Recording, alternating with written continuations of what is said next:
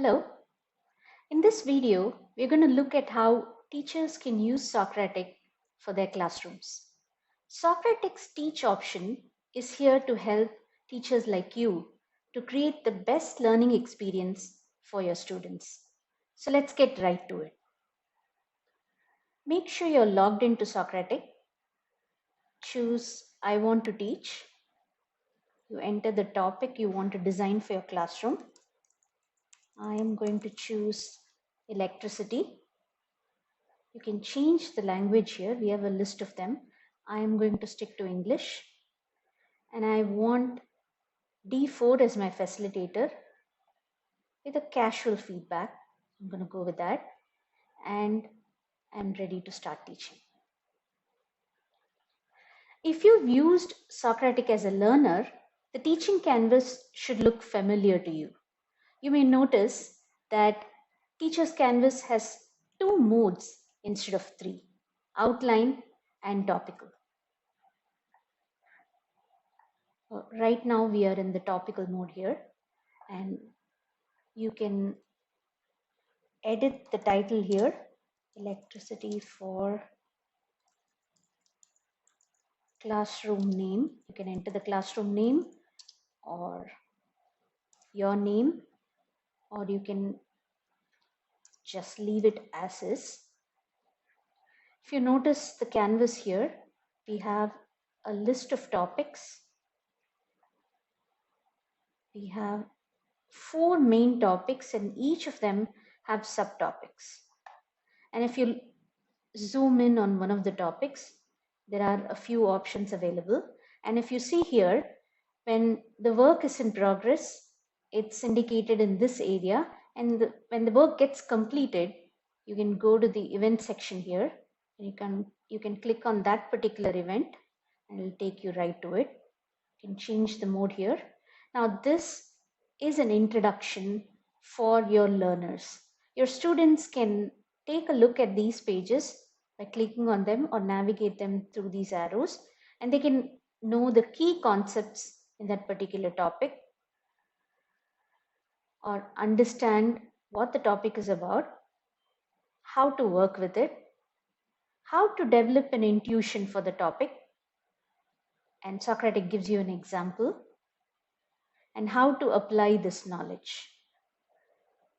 As a teacher, you can take a look at this ahead of time so you get a glimpse of what the learner is going to see. Now back to the canvas, we see the topics here and each of them have certain options. We have the add bookmark, collapse, add note, generate guide, generate lesson plan, add subtopic, edit the topic, or delete it.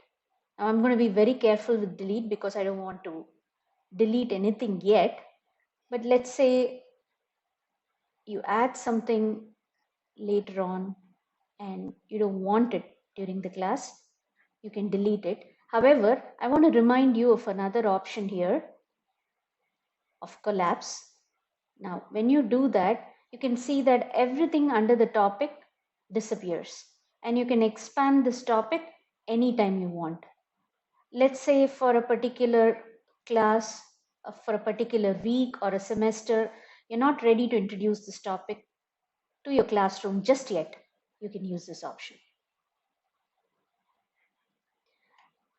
Now let's look at other options here. Generate lesson plan. What happens when I generate a lesson plan? What does that give the teachers? Now the new activity has been requested, and as you can see, even though I requested only lesson plan, there are 2 works in progress here. Now while that is going on, let's take a look at what the outline mode looks like. And I'm going to take this time to bookmark certain topics for myself. I want to explore this for my class. Electric potential and voltage, and electric circuit, maybe not just yet. Electric current, definitely the whole topic. Electromagnetism too. Now, I've bookmarked it and just in time, the work has been generated. So I'm going to go back to the topical mode to take a look at that. Now, we requested a lesson plan. Now, you can view the lesson plan, and as you can see the activities as well. Now, if you take a look at the lesson plan that's not been generated yet, there's only the generate lesson plan. So which means the lesson plan and activities go together. Let's take a look at the lesson plan. Now, the lesson plan, think of it as a structure for your classroom, as a coach sitting with you, telling you what kind of a structure you can use for your classroom, how to introduce the topic to your class, what are the components involved in it, what is the historical context of the topic. Some of these may not be available in any of the textbooks, and it is good material for teachers to use in the classroom, and it saves a lot of time for teachers, and you have all the time to interact with your classroom and use it in other ways to deal with students one-on-one and on more important things. SocratiQ also gives you these real-world applications, interesting facts, and even throws in a joke that you can use to break the ice at the end of the class or in the beginning of the class. Now you can use this lesson plan for this topic, and you can generate the lesson plan for any other topics. You can modify it, or you can ditch the whole thing and you can use your own lesson plan as well. Feel free to customize it and tailor it for your particular classroom needs. Now, as you can see, each topic also has a generate guide option. Generate guide is, think of it as a lesson plan for your students. Or if you want to look at it the other way, the lesson plan is a guide for you, for the teachers. Now, if you see the activities here, so this SocratiQ also is very keen on saving time for teachers and giving the activities. And now you can prepare for these activities, you can mix and match, or you can include these activities with some of your own. Let's say you have a learning outcome in mind, and let's say you want the student to visualize electric current and electricity and how that works. And we can look for that particular outcome. So this outcome says students will be able to visualize and explain the concept of electric current. That's wonderful. So what is the activity? Draw the current. Ask students to create a poster that visually represents the concept of electric current. They can use any materials they like and can be as creative as they want. Now you can use this as an activity. You can include it as a springboard for other activities that you want that will help your students visualize the concept. You can mix and match, and you can do it as a group, or you can do it for students individually. It's all up to you. You can tailor it the way you want it. So we saw that the bookmarking option is there to remind you which topics to go to and which topics you want to design and in what order. You can edit them as well. Let's say your curriculum has changed here. You want to focus on electric current first, and you want to do electromagnetism last. You can do that here. You can rearrange in the bookmarks. And you can generate a guide as well for the topic. It doesn't mean only your students have to generate a guide. Let's say you want the students to see the guide before they explore the topic. You can do this ahead of time. SocratiQ gives a general disclaimer here, asking you to use your own reasoning and trusted source materials. So we generate a guide here. The guide also gives you a glimpse, just like the introduction for the topic.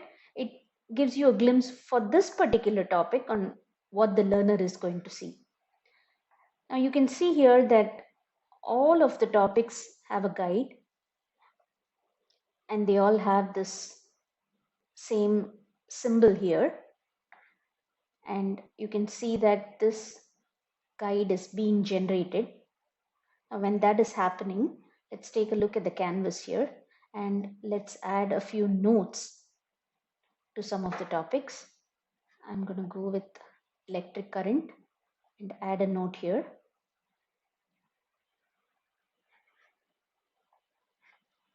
So I'm going to say, let's say I want a particular classroom to take a look at this. Class B. Take a look at the guide before you start answering questions. I can do that. And if I want separate set of instructions for a different class, I can do that also. Class A, answer questions, and then take a look at the guide. Now, if I want the class attention, I can use markdown here, and I can preview it, or I can use it side by side to do that. For class B, this is the instruction. For class A, this is the instruction. Now, when I'm happy with it, I submit. Now the note is attached to that particular topic. We requested a guide a while back. Now if you can see, there is a play button here for the topic which has the guide, and the topics with no guide do not have that. So we're going to take a look at the guide here. This is what your students will see in the guide, and the guide has a learning pathway. Now you can think of this as a map, a trekking expedition that you and your students are in, and you still get to decide when your students can take a water break, what paths to explore, what kind of adventures to have. You can design that. But this is the pathway that SocratiQ is providing for you, and you can choose which path to take. I'm going to close that now. Now back to the canvas. What if I want to add a particular document or a PDF or an image to a specific topic? How do I do that? Now we have the files option for that. You can click on that and go to the part where you have your file stored, and you can name it protons and electrons, and the description is optional. You can upload it here, and you can keep doing that. You can add PDF, images. How does electricity work? I have a PDF here. I'm going to electricity. How does it work? A step-by-step illustration by, you can add any details you want here, and you can upload them. Now all the files you add will be available here. You can view them here. Now this gives you a link here. Let's see what happens when I view the Word document here. Again, it's a note. I'm going to add another file.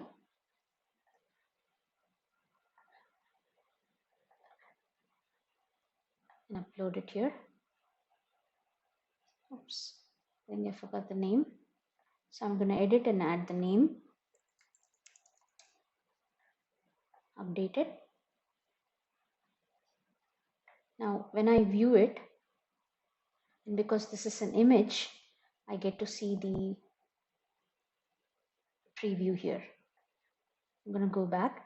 Now all the files that you've added will be under this, and you can choose any of them to view, edit, or you can use this to copy that to your clipboard, which you can then go back and add it to any note that you want. You can attach it, you can edit this note and add the link to this,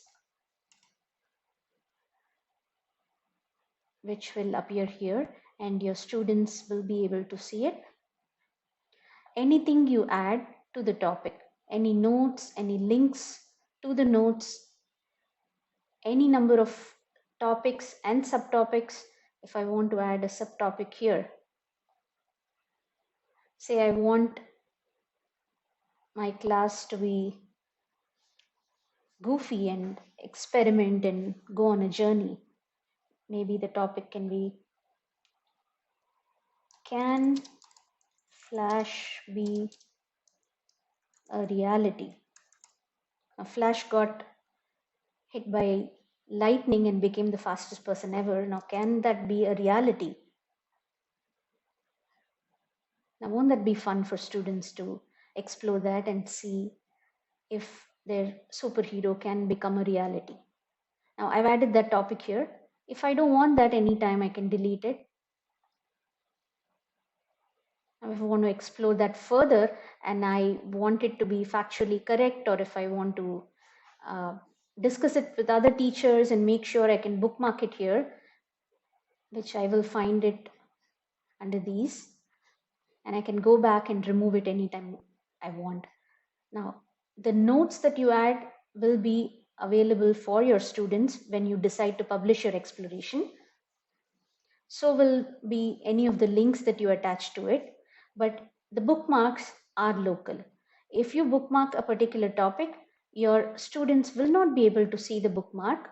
They will have to bookmark their own topics and explorations and inquiries and any notes they want to bookmark. That is up to them. They will also not be able to see any of the lesson plans or the activities that you generate. They will, however, be able to see the guide that you've generated. That will be readily available for them. Now, let's say you've done everything, you've prepared all the topics, you've added the relevant notes, you've added PDFs and Word documents and images. What next? Go to the globe icon here and generate inquiries. Now, when you've done that, you are one step closer to publishing this exploration, and your students are one step closer to having a material ready for them to explore in this particular topic. Now, you can do this with as many topics as you want. Now, also note that you can share this, you can use this option and share this join code with other teachers who can then come in and add their notes. So multiple teachers can be in charge of an exploration. So now our inquiries are ready. If you see here, they have almost the same options. Now this is for your students to explore. They can add a response to this topic. They can generate lessons. They can add notes and they can bookmark. But you are also allowed to add a response here if that is the objective for your class. You can add the response and you can generate lessons. You can add notes to this as well, and it's tailor-made and ready for them. And you can choose where your students have to start. Now, everything is ready. Inquiries are ready as well. What next? You again click on the globe icon.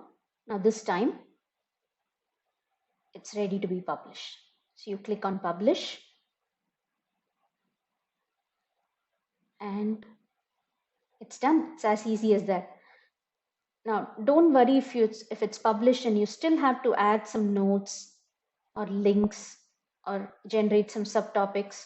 That's not a problem at all. You can do that. That's why we have this update option. You can update it and your published exploration will get updated. Now, I am going to close this workspace here so that I can show you where your exploration is. All right. So here is where your recent explorations will appear. Now I'm going to add it to my favorite. Now, if you go further down, there is an exploration gallery. And if you go to latest, you will see the topic created by you, which is ready for exploration. All these are the published explorations available for students to explore. I'm going to go back and log out. I'm going to log back in as a student.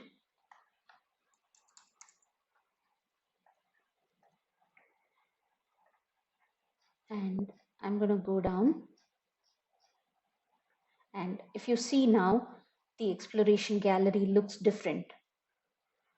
Now this is not the student's exploration, so the student cannot open it. What they have to do is fork it. They have to use the explore option, or they can view it, and here they will be able to see any notes or images that you've added to that particular topic, to the main topic, and they can click on explore and it will get added to their workspace.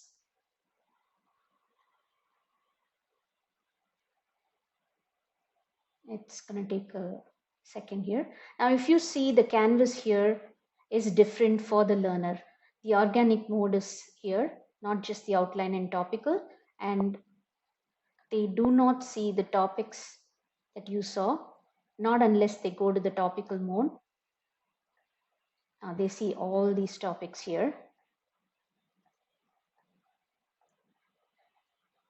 And they can use any of these modes. Organic is the default mode, and when they come, if class A comes, they'll take a look at this and they'll know what to do. Class B will also know what to do, and they'll go right here and take a look at that guide. And voila. So I hope you get to use SocratiQ and create a wonderful learning experience for your students. And I hope your students have a great time exploring the topics you've created for them. All the best, and I'll see you soon in another video.